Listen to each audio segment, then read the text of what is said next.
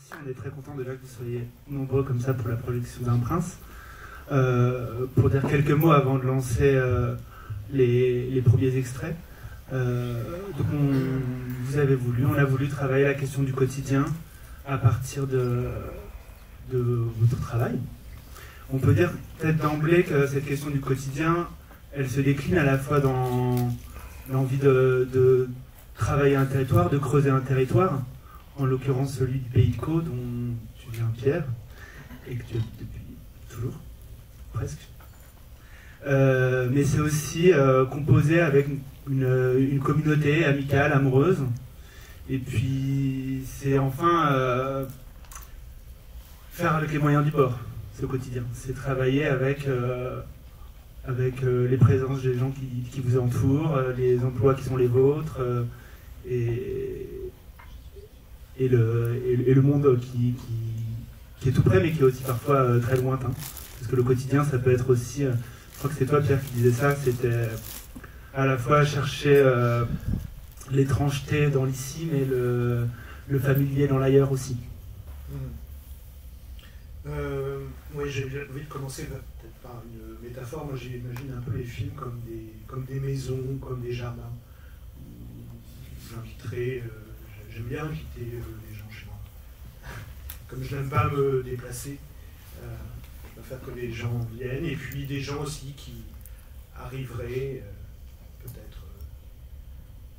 peut-être par hasard. Enfin en tout cas, l'idée de l'accueil est importante pour moi. Et toi, tu fais partie du coup de ces gens qui sont arrivés chez Pierre, du coup, Antoine. Oui, c'est en 2020, on essaie de se rappeler quand est-ce que le tournage c'était 2022, 2021. Ça nous semble déjà un peu loin. C'est déjà un peu loin. On a enchaîné avec cette promenade avec Marc Braun, qui est une sorte presque de suite. Et comme c'est souvent les mêmes amis, personnes qui reviennent dans les mêmes lieux, c'est comme si c'était un long projet de continuer. Mais Antoine est venu une première fois et c'était dans la nuit, alors je ne l'ai pas vu. Il y a eu une deuxième arrivée. Mais tu peux nous dire comment t'es arrivé quand même? Tu veux dire dans la nuit? Ouais, par exemple. Par quel moyen de transport? Avec des amis, on en avait marre de Paris, on a pris une voiture, on voulait aller se baigner, on est arrivé de nuit, on est passé par Le Havre, et en fait on a volé les cahiers du cinéma dans un PMU, et il y avait un article sur les films de Pierre, et moi il y a quelqu'un qui m'a montré, un homme plus jeune qui m'a montré Vatoto, et t'étais endormi? Je me suis endormi, et quand même... Dans la voiture toujours, attends. Non, avant. Ok. Et du coup, je savais que Pierre habitait dans le Pays de Caux, et on cherchait un endroit pour garer la voiture et éventuellement se faire payer un verre. Voilà. Et du coup, on est allé devant son portail parce qu'on peut trouver son adresse sur Internet. Parce que Vatoto, c'est un précédent film de Pierre Codon. Et là, c'est le lieu où habite Pierre, c'est Vatoto-sur-Mer. Et du coup, on s'est retrouvé devant son portail avec les deux amis, on a essayé de faire du bruit, on a chanté pour attirer l'attention, et en fait, on a vu une bête énorme, une ombre comme ça dans la nuit, et on a fui. Et c'était Gilbert du DNS qui a jeté quoi. Après. Et Pierre est venu présenter ses films. Et tu as laissé un mot auquel je n'ai pas eu le temps de répondre. Voilà. Sur le portail. On va vous raconter la deuxième arrivée plus tard, alors. Ah bon? Je sais pas. Vous voulez enchaîner sur la deuxième arrivée? Mais Pierre est venu montrer ses films à la FEMIS. Oui, c'est ça. Quelques mois plus tard, j'ai été invité pour présenter. Et Antoine était là, avec ses amis, Philippe et Laure.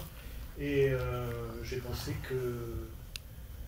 qu'Antoine serait très bien pour interpréter Pierre-Joseph jeune dans Un Prince.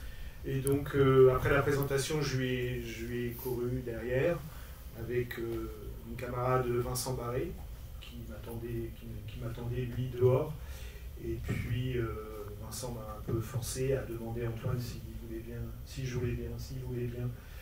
jouer dans le film, ce qu'il a accepté. Parce que moi j'avais entendu une histoire de stage et tout ça, mais c'est... Ah oui, il y a plusieurs troisième. Ça c'est l'étape d'après. Ça c'est un stage de jardinage. Ah c'est ça. Validé par la FEMIS, c'est quand même une bonne école. T'as fait un stage de jardinage chez Pierre validé par la FEMIS. Oui, en fait, en troisième année, on devait faire un stage de cinéma et j'ai expliqué à l'école que je trouvais que j'apprenais vraiment à faire du cinéma en faisant du jardinage et qu'il fallait qu'ils acceptent parce que c'était autant du cinéma que de travailler chez un joueur de matériel, par exemple. Voilà. C'est ce qu'ils ont fait, donc je les remercie beaucoup pour ça. D'autant qu'on a jardiné sur les lieux du tournage. Okay. Donc c'était vraiment du travail de repérage et de préparation. Est-ce qu'on lancerait le premier extrait? Avec plaisir, volontiers. Lançons le premier extrait.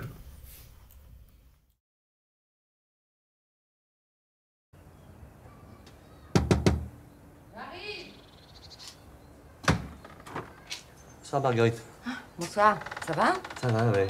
Je voulais voir si vous aviez des choux. Oui, mais j'ai la soupe sur le feu en ce moment. Demandez à Mathieu, le nouveau qui habite en bas, et vous trouverez ça. C'est pour votre souper?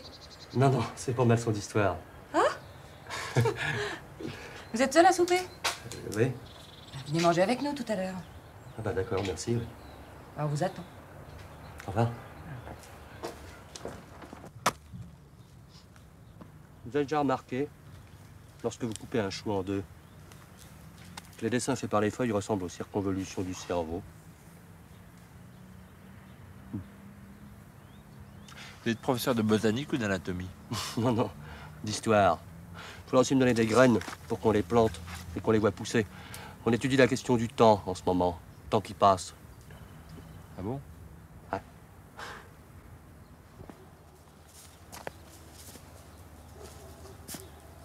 Combien ça coûte un chou aujourd'hui? C'est au poids, 2,90 le kilo. C'est cher. Celui-là fait au moins 2 kilos. C'est l'inflation. Tout le monde dit ça. La bière à 2 balles au bistrot, c'est l'inflation. Les choux, c'est l'inflation. Et personne ne sait de quoi il s'agit. Il y a des mots de passe comme ça, vidés de leur sens de plus en plus. L'inflation, la récession. Je sais ce que c'est, moi, la récession. Ah ouais? Vous pourriez expliquer clairement ce phénomène? Bien sûr, pourquoi?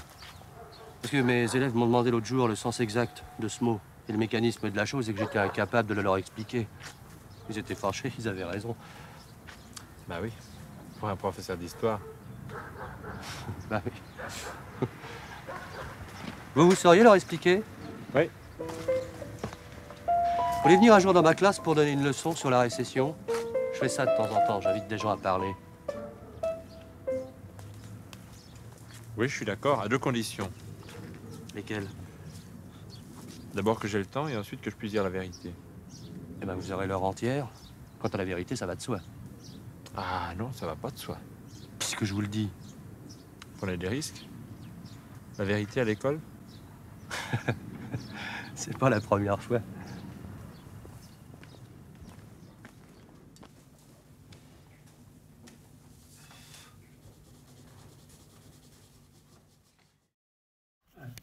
Alors c'était un extrait de Jonas qui aura 25 ans en l'an 2000, d'Alain Tanner, qui est un film de 76, je crois. Est-ce que vous pourriez nous raconter un peu pourquoi vous avez choisi de montrer cet extrait? Bon, alors d'abord, c'est Antoine qui a choisi tous les extraits qu'on va voir ce soir. Non seulement les films, mais les extraits. Les films aussi. Je crois. En fait, moi j'ai l'impression que c'est des films qu'on a regardés pendant la préparation d'un prince. Pierre se souvient plus, mais j'ai quand même l'impression que, en tout cas dans ma tête, ça se mélangeait avec le jardinage, le ciné-club du soir, le fait de parler de cinéma ou d'autres choses en ayant une activité manuelle de jardinage ou d'étude de la nature. Et puis le fait de, je pense que c'était aussi le fait d'inviter ce rapport à l'enseignement, ce professeur qui invite des gens dans la classe, et comme il y a toute cette histoire d'apprentissage dans un prince, je ne sais pas d'ailleurs s'il faut parler du film avant de... Mais en tout cas, il y a un personnage, un botaniste qui est invité dans une classe, dans un lycée horticole, je pense que d'une manière ou d'une autre, il y a des passages comme ça entre. C'est pas évident de dire qu'est-ce qu'est-ce qui a infusé le film, mais je vois des liens. Et puis en plus c'est tellement génial de voir Dominique Labruyère, j'adore. Toi, tu me disais, Pierre, que ça avait été un film très important pour toi quand même. Oui, alors en effet, comme Antoine, je vois évidemment beaucoup de liens, c'est-à-dire qu'on ne les a pas regardés vraiment dans le cadre d'une préparation, je dirais. Toi, tu avais vu La Salle à Manche, je crois que tu avais beaucoup. Moi, ce film-là, il a beaucoup compté pour moi, parce qu'après les Beaux-Arts, j'ai fait le choix de devenir ouvrier agricole, et j'ai vu ce film après, et ça m'a vraiment confirmé que j'avais fait le bon choix. Voilà,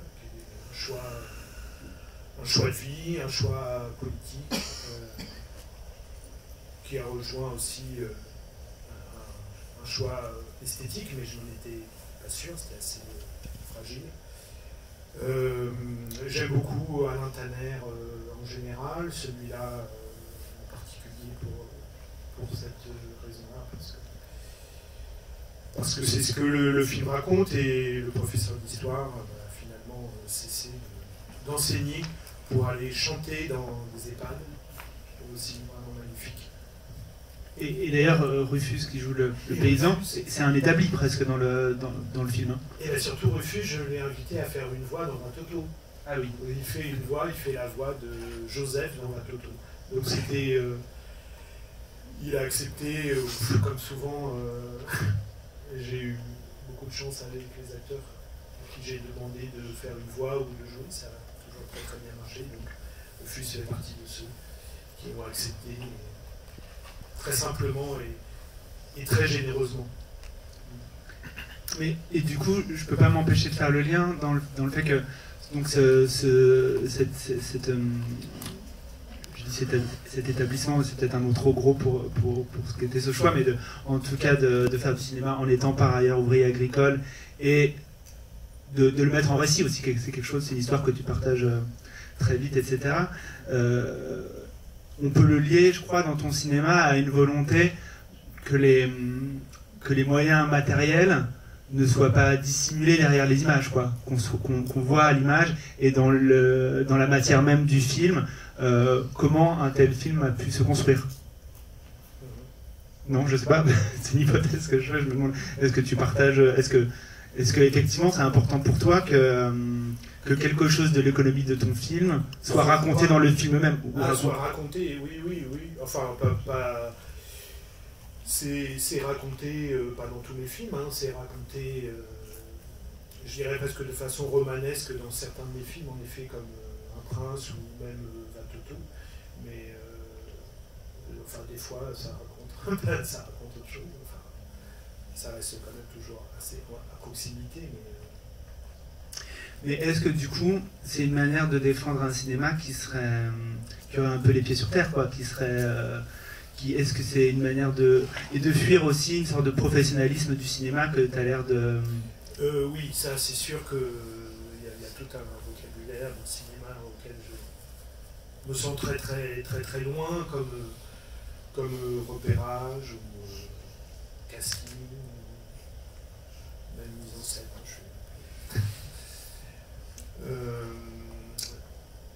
Repérage, on en parlait tout à l'heure sur ce stage de jardinage. J'imagine pas filmer des lieux qui ne serviraient que pour le cinéma, quoi. De toute façon, j'imagine rien qui ne servirait que pour le cinéma. Il faut aussi que ça serve dans la vie et à la vie, quoi. Enfin, je ne veux pas du tout détacher la vie de l'art, quoi.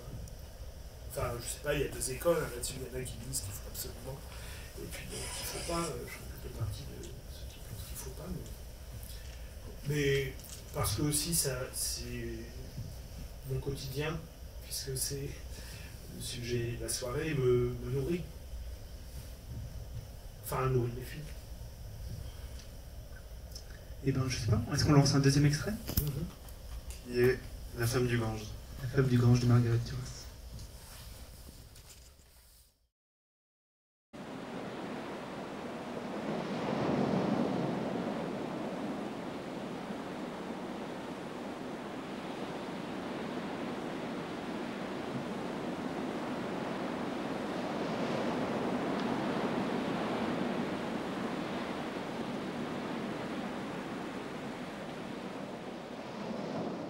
Est-ce que c'est elle qu'on croit voir au bord de la mer? Quelquefois, on le croirait. On disait qu'elle était morte. Qui sait? Une fois, elle a peut-être été cette jeune fille de Estala.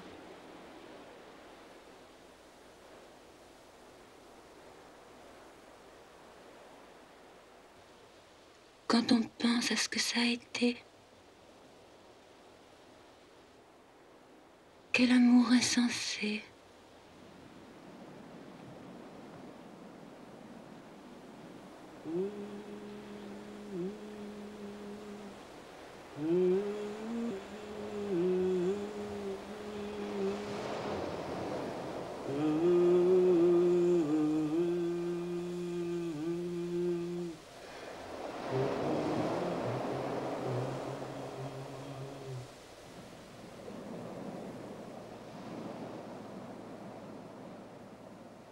Où s'était-il rencontré?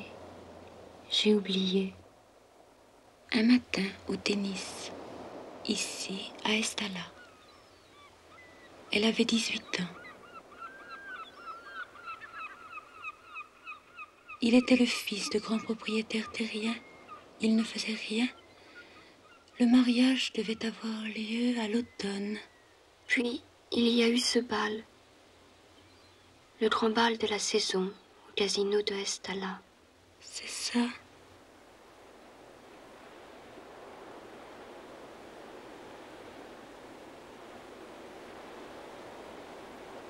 Ce bal. Quel amour c'était. Quel désir. Parfois, il ne vous vient pas l'envie de mourir? Oui.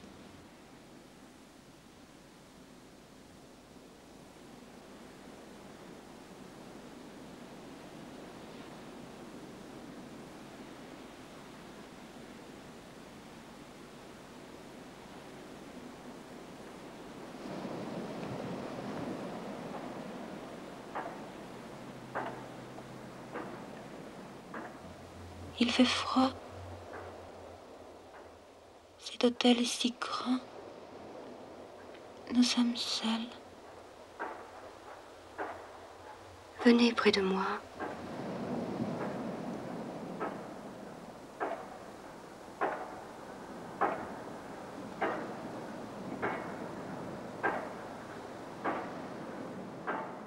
Quel désert autour de nous certains jours.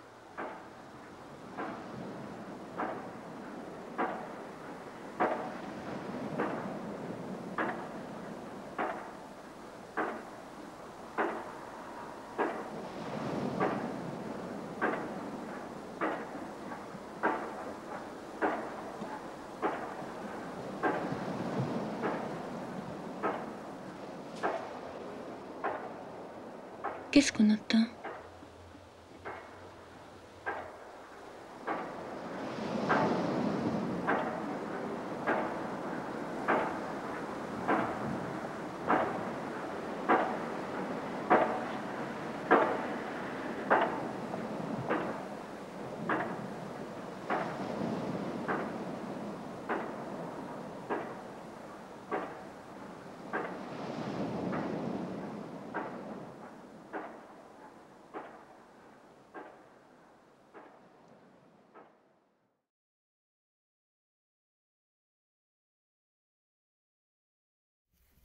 Ça donne vraiment envie de faire du cinéma.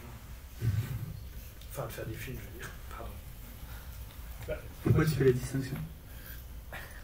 bon.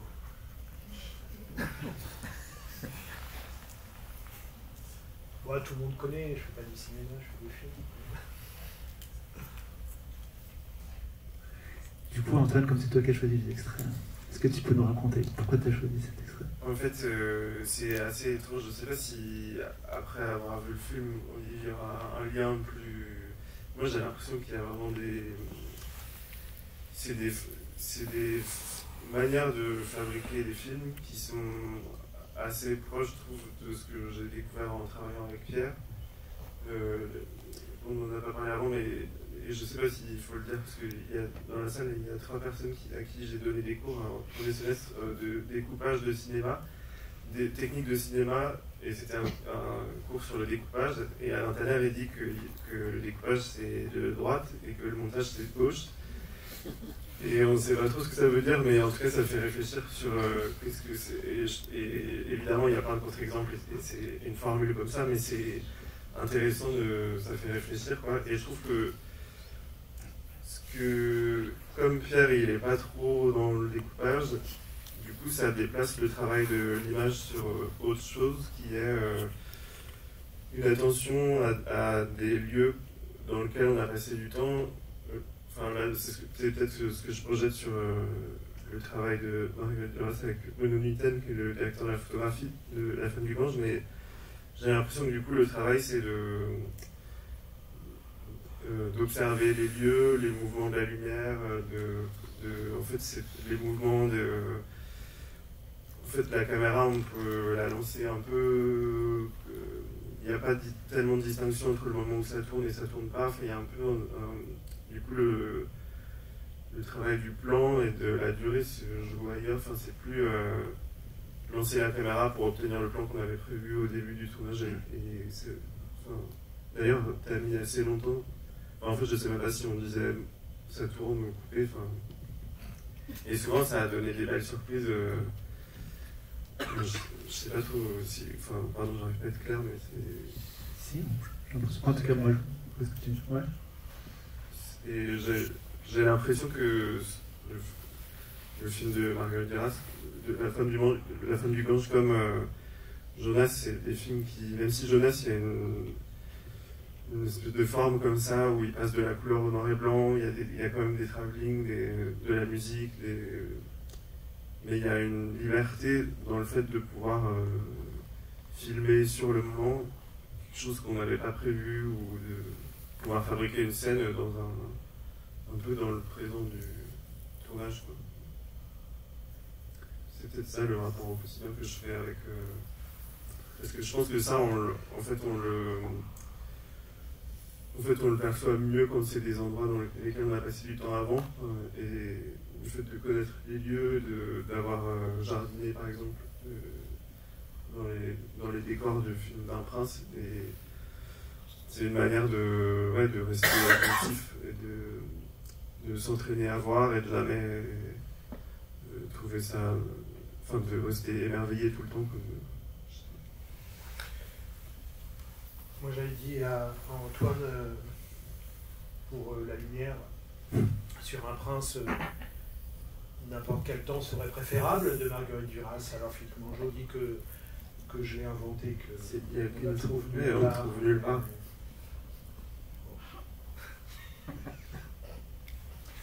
Mais il y a aussi un autre point commun évident avec Un Prince dans cet extrait, c'est cet usage de la voix off. Et la voix de Françoise Lebrun. Et la voix de Françoise Lebrun, mais qui a cette espèce d'élan romanesque dingue, enfin, c'est-à-dire qu'on va raconter une histoire, etc. Qui, dans plein de films, l'élan romanesque de la voix off pourrait être très autoritaire sur les personnages. Et là, on a l'impression, et j'ai la même impression dans Un Prince, qu'il y a du jeu entre cette espèce de voix off qui est censée raconter les personnages qui sont à l'image, et les personnages qui sont à l'image, dont on a une certaine manière, on a l'impression qu'ils pourraient s'émanciper de ce roman qu'on raconte sur eux. Que ça les concerne en partie, quoi. Qu'il y a du jeu entre les figures dont on nous raconte l'histoire à l'image et l'histoire, quoi. Cette histoire des voix off, pour moi, elle est arrivée avec Vatoto. J'ai pensé que quand on racontait son histoire, quand on se racontait sa propre histoire, qu'on se racontait son histoire, on la racontait avec une autre voix que la sienne, propre, physique, organique. C'est comme ça que j'ai demandé aux amis les plus proches d'écrire chacun une voix off pour chacun de mes personnages. Et donc il y a cette dimension qui donne cette dimension romanesque, et mes acteurs, ils sont à la fois des personnages écrits et à la fois ils sont eux-mêmes. Ce ne sont pas des acteurs professionnels, ce sont des proches, des amis, des voisins, maintenant quelques clients du jardinage, mais c'est des gens que j'ai vus au quotidien. Et donc je sais comment, à peu près, ils se déplacent dans un espace. Et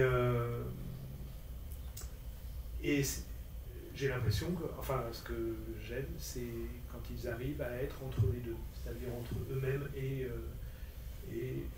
une incarnation du personnage écrit.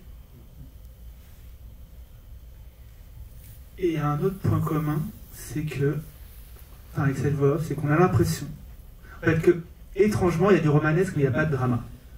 Il n'y a pas de conflit entre les personnages, il n'y a pas de... et du coup, le sentiment que ça me donne, et dans La Femme du Gange, ça me fait un peu ça aussi, c'est que les choses importantes, elles se passent hors champ. C'est comme si le film, il arrivait un peu avant ou un peu après, mais il n'est pas concomitant avec les choses importantes qui ont eu lieu, quoi. Enfin, les choses importantes... Enfin, oui, les choses les plus dramatiques, oui, c'est ça. Important, c'est pas le bon mot, t'as raison. Justement, du coup, le quotidien, ce serait ça, ce serait ce qui se passe entre les moments dramatiques. Alors, disons que c'est en creux, oui, en effet, ouais. Et peut-être tu peux, quand on parlait du quotidien, tu parlais de Maurice Blanchot dans l'entretien infini, une citation dans le chapitre La parole quotidienne, Maurice Blanchot qui dit que le quotidien c'est ce qui échappe tout le temps, enfin ce qui échappe, c'est ce qui est le plus difficile à découvrir.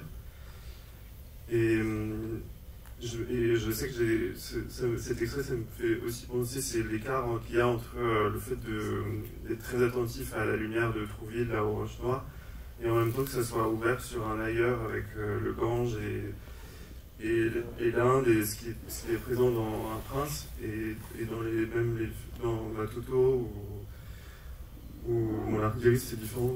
Mais en tout cas, il y a cette idée comme ça de monde qui vivent en même temps, mais à quel endroit on pense depuis là où on est, comment les mondes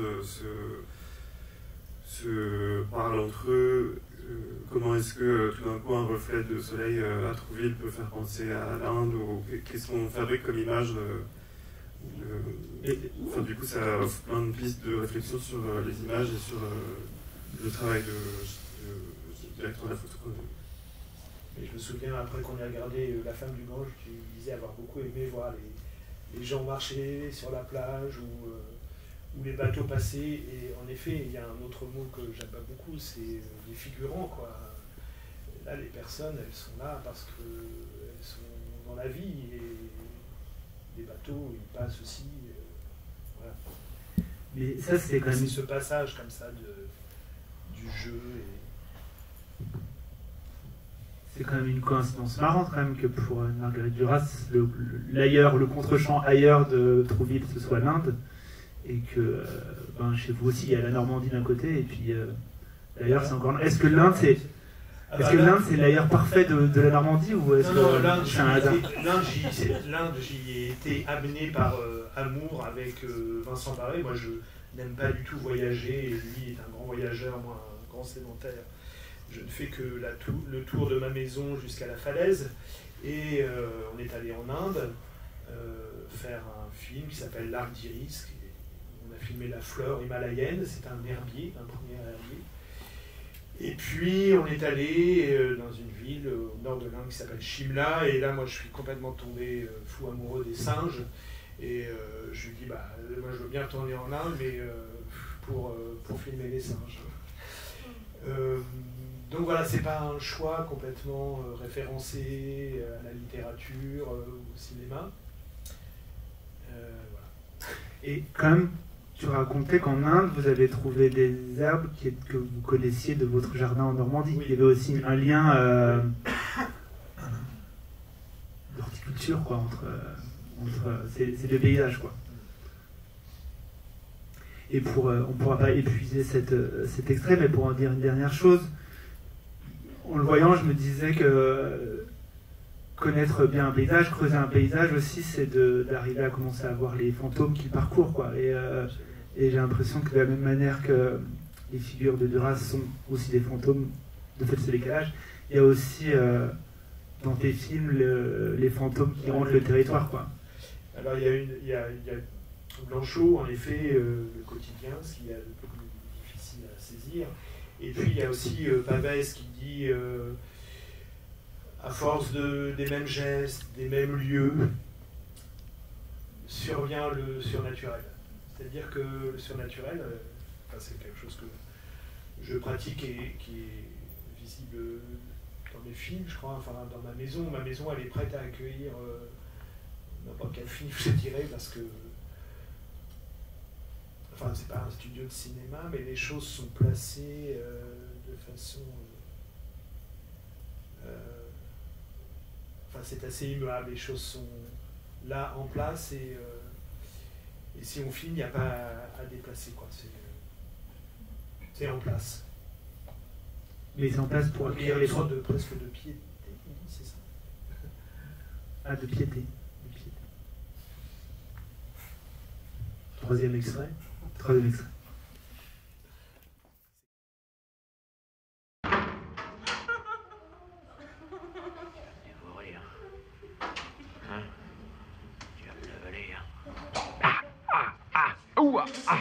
Dites donc, là c'est un film de PD, non, votre histoire? Je suis pas venu pour ce genre d'enfilade, moi. Mais monsieur, on n'y est pour rien, nous. Bon, on est pour rien, oui, peut-être, mais enfin, vous pourriez avertir, non? C'est le moindre des choses, c'est de l'escroquerie.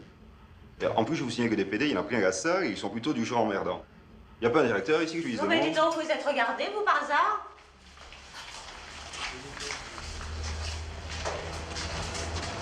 Qu'est-ce que ça veut dire, ça, si je me suis regardé ou pas? Vous voulez que je vous montre si je me suis regardé? D'abord, je n'insulte pas le personnel. Allez me chercher le directeur, s'il vous plaît. Ah, immédiatement. Exhibez-vous maintenant. D'abord, c'est moi le directeur ici, monsieur. Et je vous prie de dégager. Et tout de suite. Vous voulez que j'aille chercher l'opérateur? Ouais, ça tire. Vieux con. Salaud. Dis donc, tu crois qu'il y en a vraiment dans la salle? Mais qu'est-ce qu'ils foutent là? Et alors, même s'il y en a, ça donne pas des boutons que je sache. Bien cru qu'elle allait m'en mettre une, hein. Ah oui, on aura tout entendu. Dis donc, tu crois pas qu'on exagère un peu? Ah, tu vas pas recommencer, hein?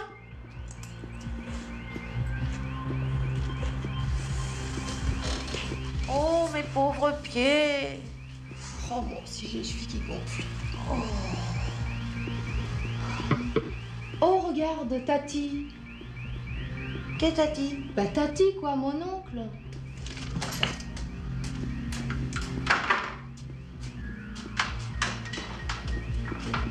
Vous inquiétez pas, elle est pas dangereuse, hein. Enfin, jusqu'à maintenant, rien d'alarmant.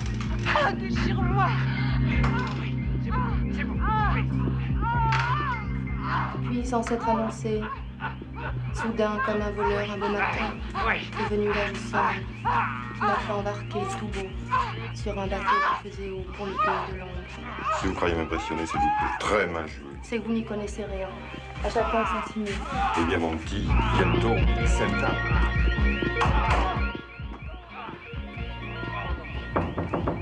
Priez pour moi. Et qu'est-ce que tu vas inventer? Et qu'est-ce que tu cherches à épater avec toutes ces fariboles? Non mais vraiment.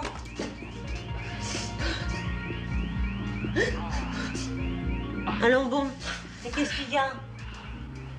Mais toute cette comédie. Mais qu'est-ce que je vais devenir, moi? Et l'autre qui s'envoie en l'air pendant ce temps-là. Ah mais il aura ma peau, celui-là. Ça y est. Le gentleman sur le tapis. Non mais plante-le, bon Dieu. Ah, tu peux donner des leçons aux clients, tiens ta bonne mine. Ça te sert à quoi d'être si intelligente? Oh, vous êtes toutes pareilles. Ça me déprime, ça me déprime.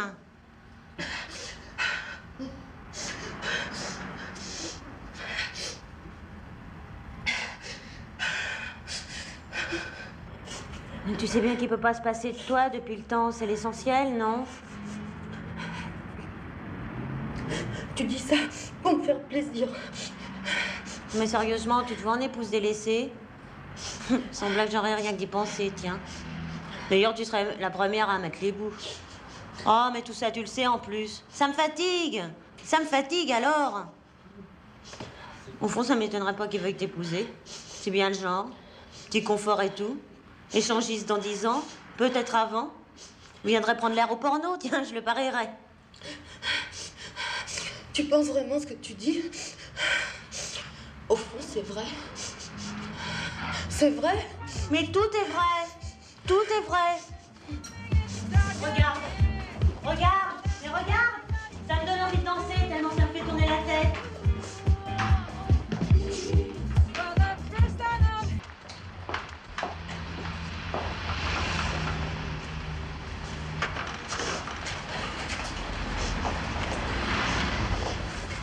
Tu veux un petit guignolet?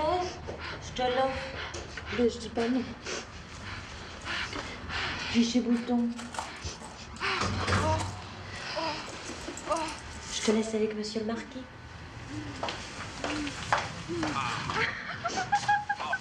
Bonsoir, monsieur le marquis. Alors, quelle nouvelle? Oh, je suis déçu. Alors, il faut nous raconter un peu pourquoi Simone Barbès et pourquoi cet extrait. Pourquoi Marie-Claude Treilloux. Ça, c'est sûr qu'on l'a vu avant Un Prince. Parce que moi, j'ai vraiment adoré découvrir ce film. Et je sais qu'une des choses qui m'avait marqué, c'était cet espace comme ça de hall d'entrée de cinéma porno avec cette espèce de non-lieu qui est un lieu de passage où il n'y a que des mecs qui ouvrent les portes et qui passent et tout ça. Et j'avais adoré que ça soit... parce que c'est vraiment un tiers du film. Le film est en 3 parties et que tout se passe là-dedans, dans cette espèce de lieu du très quotidien, hyper ordinaire, commun, que personne ne regarde. Et je trouvais ça hyper beau comme... et puis en plus avec cette mise en image avec les 2 yeux et tout, le fait qu'elle parle de la vérité, qu'en même temps elle joue faux, et elles sont magnifiques. Ça m'avait beaucoup marqué. Et peut-être qu'il y a un truc aussi sur le dialogue, mais ça je sais pas. Des fois Pierre, dans Un Prince, il demandait à ce qu'on dise des trucs, mais en même temps ça n'arrivait pas souvent. Et j'ai l'impression que ça fabrique un peu des situations comme ça où on ne sait pas trop ce que... Je sais pas. Tu penses à quel dialogue? Mais en même temps, c'est des trucs qui ont pas mal été coupés. Donc, C'est quoi ce jaune? Pisse et huile de lin? Ah oui.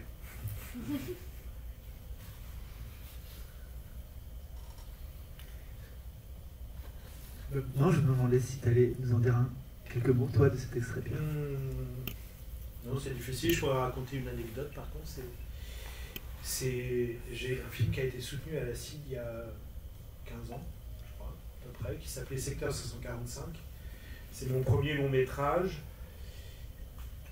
Et c'est un film que j'ai tourné quand j'étais contrôleur, peseur au contrôle laitier. Voilà, bon, c'est un film, je ne sais pas si certains l'ont vu. Bon. Et il y avait Marie-Claude Treilloux, que j'étais vraiment ravi de rencontrer. Elle m'a dit: oh, mais moi, franchement, je ne vous aurais pas soutenu, parce que ça manque vraiment de travail, quoi. Je trouvais qu'elle exagérait un peu, parce que je me levais à 5h du matin, tous les matins, pour aller traire les vaches, quand même, pour faire mon film. Et puis le film est ressorti en salle et a été édité en DVD grâce à Gaël Técher. Et il a édité aussi mes films, qu'il a envoyé à Marie-Claude, qui a vu La vie après la mort et qui a écrit un mot comme quoi, si elle avait fait un film comme ça dans sa vie, elle aurait été très heureuse. Je sais pas. Enfin, alors évidemment, j'étais bouleversé parce que moi j'adore ce film. Il y a quelque chose d'un peu de Jean Eustache, peut-être dans la nature des dialogues. Et puis il y a alors je ne vais pas dire famille, hein, parce que moi j'aime pas du tout la famille, mais communauté comme ça avec Becky Ali. Voilà, moi je ne sais pas de quelle famille on fait partie, mais enfin de quelle communauté plutôt. Non, mais que c'est un modèle de fabrication de films. Oui, voilà, c'est ça. Qui est à la fois esthétique, politique, économique, évidemment, tout ça est complètement lié. Ouais. Ça va ensemble, et puis ça se voit dans les films, et puis ça, ouais, ça se voit quand il y a trop d'argent, souvent trop. Enfin, bon, ça va. Mais il y a quand même aussi un goût que vous avez en commun de mettre en relation des registres qui sont rarement mis en relation. C'est-à-dire qu'il y a une porte qui s'ouvre, on entend les bruits du film porno, l'hôtesse qui déclame Shakespeare. Il y a un goût de mélanger du sacré et pas du sacré, mais en tout cas de la littérature et du porno. Et je me dis que c'est aussi des choses qu'on peut retrouver dans ton cinéma. Oui. Et du travail d'ailleurs. Enfin, il y a le travail, un certain nombre de personnes au travail, il y a du corps, et il y a un ailleurs de l'art comme ça qui est convoqué. Tati, Shakespeare. Tu dis que tu détestes ta famille, mais le dernier extrait, c'est quand même un peu ta famille. Le dernier extrait, c'est un film qui s'appelle Le Point Aveugle, réalisé par Sophie Roger. C'est une amie, c'est pas ta famille. Mais vous êtes comme des frères et sœurs. Oui, c'est ça peut être vu comme une redéfinition de la famille aussi. Comme l'usage que tu fais du pays n'est pas chauvin ou n'est pas nationaliste, quoi. Et de la même manière, j'imagine qu'on peut avoir travaillé un usage, travailler la famille de manière autrement, enfin différente. Le Point Aveugle, Sophie Roger.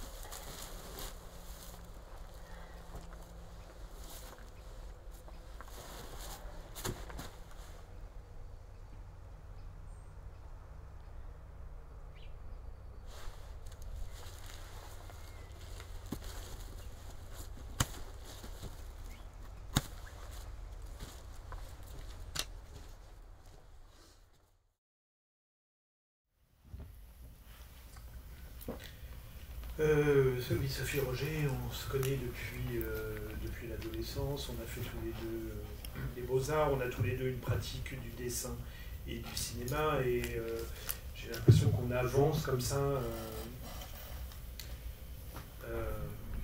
l'un et l'autre, chacun apporte comme ça dans son travail, c'est très agréable sur toutes ces années d'avancer sans forcément en parler. On avance dans des formes comme ça. Oui, aussi bien dans les films que dans les dessins. Toujours. Et aussi dans la vie, une fois de plus, on a un quotidien très proche, on partage des choses très proches, qui est celle du jardin. Alors ce film-là, c'est la première fois où elle parle de sa relation amoureuse avec sa compagne, qui est originaire du Chili. Et donc là, tout a un sens. La Gunera, la plante dont elle écarte les feuilles pour voir le corps. Et puis ensuite, la plante qu'elle va pailler, c'est une plante originaire du Chili. Voilà, tout est comme ça, mais j'aime beaucoup tout chez Sophie, la façon dont elle cadre à la fin, avec la botte de paille, le coup de botte aigle avec juste la main comme ça. Enfin voilà, je suis vraiment très sensible à ce cinéma-là. C'est marrant parce qu'effectivement, ça semble tellement un cinéma miroir, avec aussi un ailleurs qui tient à l'amour, comme chez toi, etc. Et en même temps, alors là, j'ai choisi évidemment cet extrait aussi pour ça. Et en même temps, du coup, moi, je peux presque pas m'empêcher, en préparant cette rencontre et en voyant l'extrait, de faire un jeu des différences aussi, de dire où est-ce qu'est son travail qui n'est pas le tien. Et je me dis, par exemple, elle a un goût de la composition du cadre, un peu pictural, etc., qui est très différent de ton travail, où j'ai l'impression que toi, la composition, c'est moins ta question, tu vas filmer les choses que tu as envie de filmer, mais presque plus frontalement, quoi, sans passer par une composition comme ça. Oui, encore que ça dépend des films. Et donc Sophie a été l'assistante d'Antoine sur les 7 promenades avec Margot. Où là, tu parlais tout à l'heure de la question d'auteur, etc. C'est un film qu'on a signé à deux avec Vincent, parce que c'est un projet qui remontait à 15 ans. Mais il était trop tard pour l'imaginer, je crois, mais enfin, je lui en ai parlé et la question s'est vraiment posée à un moment. C'est vraiment un film qu'on aurait pu signer collectivement, quoi. Bon, on l'a pas fait, peut-être ça se décide avant. Enfin... Mais de toute façon, je vous ai pas encore fait tellement parler de comment comment vous avez fabriqué un prince ensemble et avec les autres. Je me dis que ce sera peut-être plus intéressant d'en parler plus précisément à partir du film après. Mais c'est quelque chose sur lequel moi je serais curieux qu'on revienne tout à l'heure, quoi. De comment s'est passée votre collaboration, et comment ce collectif de travail se noue, quoi. Et Sophie Roger, alors, Antoine? C'est vrai que Sophie, elle a une manière de cadrer on a envie de regarder tous les films de Sophie Roger avant de commencer un tournage, parce que c'est vraiment magnifique cette manière cette composition. Elle a un rapport aussi à la littérature, je trouve. Enfin, j'ai l'impression que c'est des formes de résonance comme ça entre le jardin, ce qu'elle lit, l'ailleurs, et en tout cas, ce qui était impressionnant, en rencontrant Pierre, c'est aussi rencontrer tous les gens qui gravitent, qui sont des voisins, qui sont des gens qu'on croise parfois par hasard en allant se baigner, et ça fait vraiment partie de la vie aussi. Enfin, c'est un projet à très long terme. On travaille un peu tout le temps, surtout sur les questions de cinéma et je vais essayer de voir si on faisait des signes. Je crois qu'effectivement on pourrait passer. Donc je ne sais pas si on vous a déjà expliqué le dispositif, mais du coup là on va projeter le film.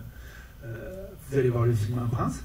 Et du coup il y a encore un temps de discussion où là vous pourrez intervenir suite à la projection.